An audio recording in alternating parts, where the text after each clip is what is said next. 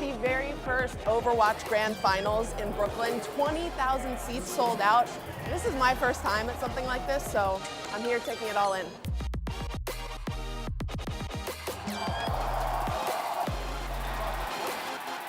The man with the plan. In Korea, these players are total rock stars, but here in the States, the concept of esports is still kind of foreign to a lot of people.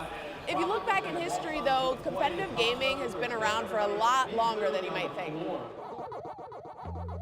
Competitive gaming started in, where else? Silicon Valley. In October 1972, the world's first video game tournament was held at Stanford University's AI Labs. The game? Space War. Riveting. 8 years later, gaming giant Atari hosted the first major video gaming tournament. Over 10,000 people showed up, eager to see which sharpshooter could save our planet from pixelated aliens. Now, the 80s, that's when we saw gaming competitions popping up in mainstream media. And it was the premise of the 1982 sci-fi hit Tron. Stop, I'm warning you. I'm gonna have to put you on the game grid. Where gamers competed in a life-or-death tournament. Like with everything else in the 90s, the rise of the personal computer and the internet changed everything. More people left the arcades to play at home and connected virtually to build online gaming communities. It was also around this time that first-person shooters like Quake and Counter-Strike and real-time strategy games like StarCraft amassed huge followings. The turn of the century brought its fair share of panic about the end of the world. Y2K anyone? So the world obviously didn't end, and that's a great thing because the 2000s kicked off an exciting new era of competitive video gaming, thanks to improved graphics and the rise of giant esports organizations like Intel Extreme Masters and Major League Gaming. Almost a decade later came the launch of Twitch TV, a literal game changer. For the first time, gamers could live stream their gameplay, becoming the entertainment. Viewers chat with each other and their favorite gamers while they watch or play. This idea of an interactive experience was an instant hit, and a massive gaming community formed around it. Games like League of Legends, Fortnite, Dota 2, and Overwatch showcased complex strategies, pulling in millions of new gamers with each new release. 3, 2, 1. Capture the objective. Today, gaming revenue tops money made in both the movie and music industries, and major businesses are paying attention. The next big Olympic superstar may not come from gymnastics, swimming, or track. The International Olympic Committee says it's exploring the possibility of esports in future games. And why not? The audiences are huge, the stakes are high, and the emotions are too real. Esports are here to stay. Oh, it's crazy. People are absolutely going off. I didn't expect it to be this wild. The energy in here is just nuts. I mean, you can literally feel it vibrating. And this is the very first season of the Overwatch League. So how do you go about generating this level of intensity in such a short amount of time?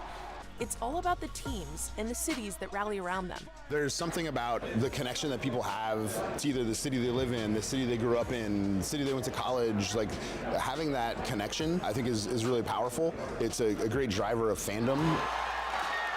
I started supporting the Philly team, and they recognized that I was always there. So it's really just having the passion and the commitment, win or lose, supporting your team.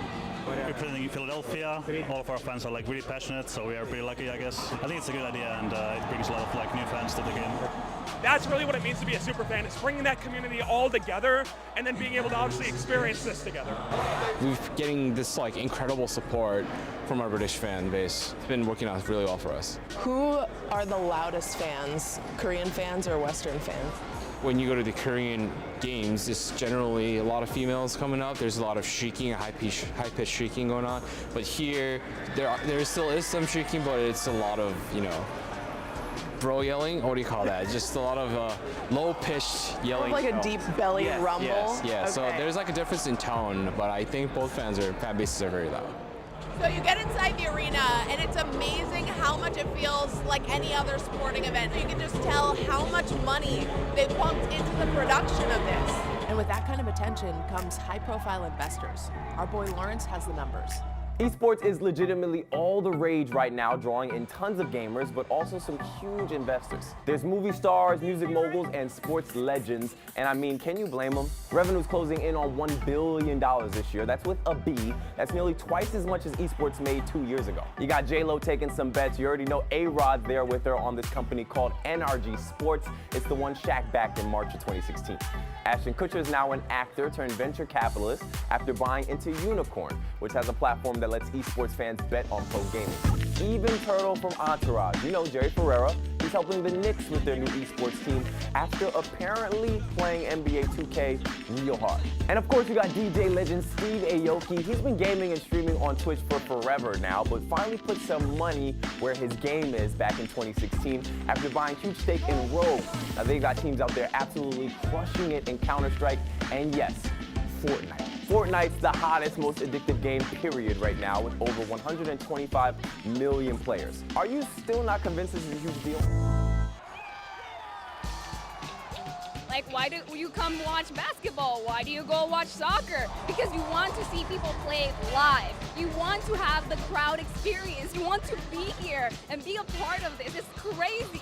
You just get really pumped up about it because it's still like a sport. It's still like one team being more skilled, more thoughtful, more planned out than the other team. It's just that atmosphere. You just get really pumped up with other fans too.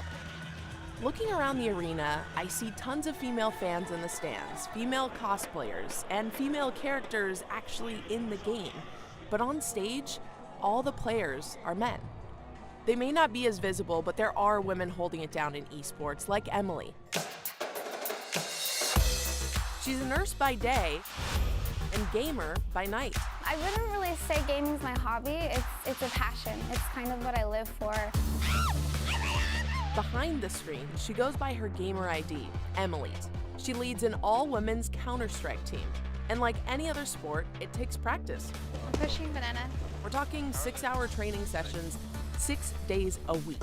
I used to play volleyball, soccer, dance, and you know, soccer is great and all, but just with gaming, the feeling of where it's all onto you to win a round. You're face to face with your enemy, and the look on their face when you beat them, or you know, sportsmanship where you shake their hands afterwards. That was just a feeling that I never got from playing a traditional sport. Her squad just wants to win, and in the process, settle the score on gender diversity in esports. When I first started playing almost 14 years ago, I was playing with all the guys, and I was kind of showing that I could compete with all of them. And now we're seeing a lot more women that are playing. We kind of have a little bit of intimidation factor because guys don't want to lose against girls in a video game, so we kind of make them nervous when they're playing against us. But before female gamers reach a level like hers, toxicity in the community can sometimes push women away. The Overwatch League commissioner says this is something his team is working on in the months ahead.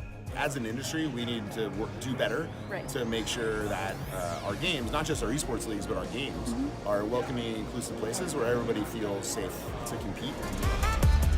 With the trainers of the NBA 76ers by their side, Emily's team Dignitas claims the title of #1 women's team worldwide. We had all the resources that the NBA players had, and I think that really prepped us, and that's what really helped us get the win, is the hard preparation with the Sixers and just being treated like regular athletes too.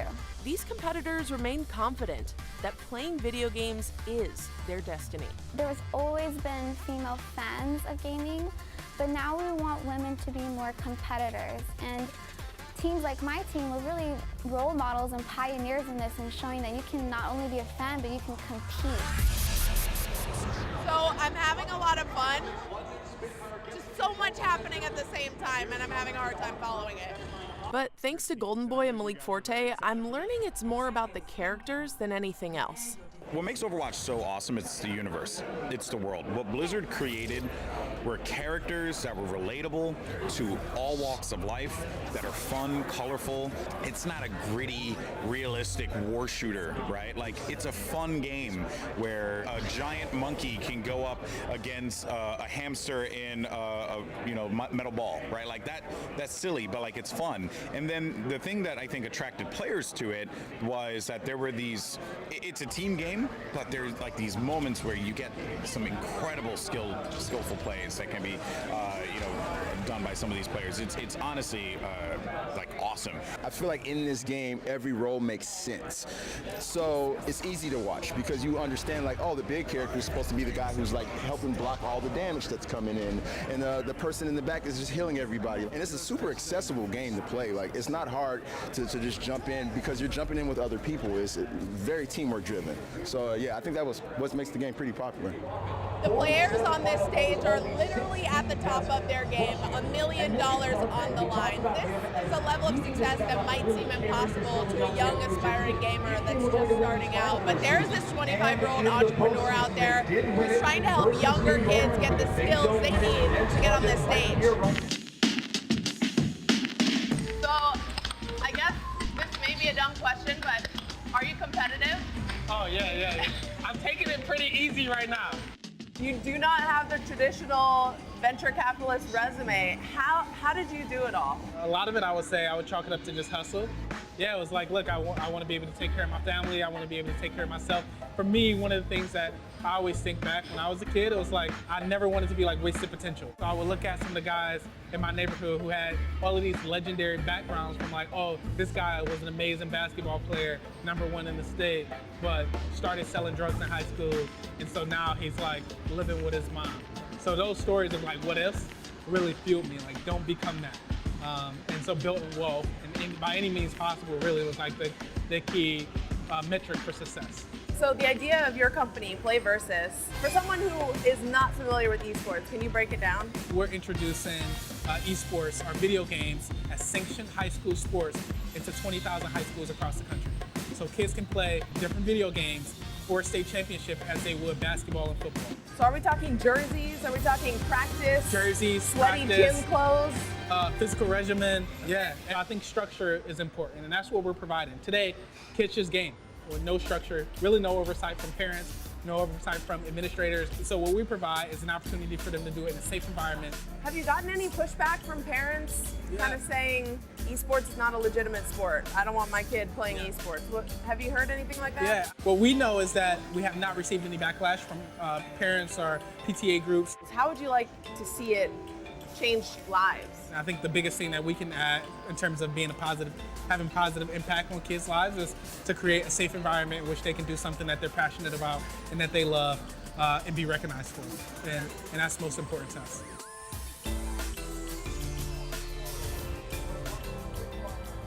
Look, I'll be honest. I love playing video games, but I've never quite understood the appeal of watching other people play.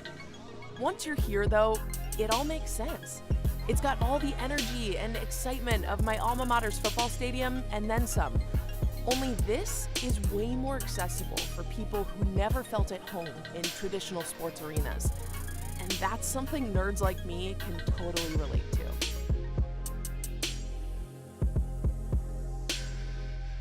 Hey, NBC News viewers, thanks for checking out our YouTube channel. Subscribe by clicking on that button down here and click on any of the videos over here to watch the latest interviews, show highlights, and digital exclusives. Thanks for watching.